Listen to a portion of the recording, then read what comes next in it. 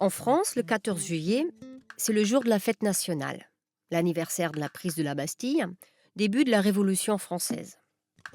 Donc le 14 juillet, toute la France fait la fête. Grand défilé militaire sur les Champs-Élysées, retraite au flambeau dans les villages, feux d'artifice et bal populaire pour tout le monde. Et voici le conseil que je veux donner à mes compatriotes allemands. Ne ratez en aucun cas le bal du 14 juillet. Savez-vous qui invite la plupart du temps à ce bal? Les sapeurs-pompiers. Notamment à Paris, le bal des pompiers est une institution. Excusez, mais il faut que je fasse une petite digression pour expliquer aux Allemands ce qu'est un pompier parisien pour un Parisien. Un héros. Il est beau, il est valeureux, il sait répondre immédiatement avec une présence d'esprit hors pair aux situations les plus extrêmes.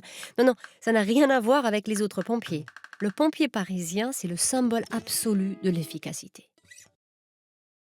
Eh bien, c'est cette efficacité légendaire qu'ils mettent à contribution pour transformer la cour de leur caserne en piste de danse le soir du 13 ou du 14 juillet.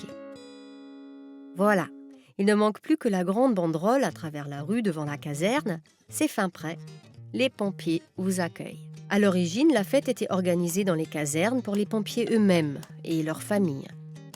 Il y avait des jeux, des spectacles de théâtre, des démonstrations de gymnastique, des orchestres évidemment, et parfois aussi l'élection de la Madelon des pompiers.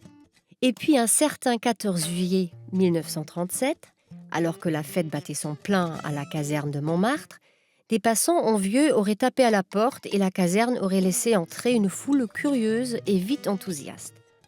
Ce fut un succès. Dès l'année suivante, les casernes des autres arrondissements parisiens faisaient de même. Depuis, le bal des pompiers s'est imposé, un bal guinguette comme on l'aime en France. Cette nuit-là, les Français font comme si les différences de classe n'existaient pas. Les pompiers et les civils, les jeunes et les vieux, les bourgeois et les prolos. On est ravis de boire, de draguer, de se côtoyer. Il y a, je crois, dans cette tradition un vrai désir de cohésion populaire. La volonté de tout le monde de commémorer ensemble l'insurrection du peuple français et les grandes fêtes révolutionnaires qui suivirent.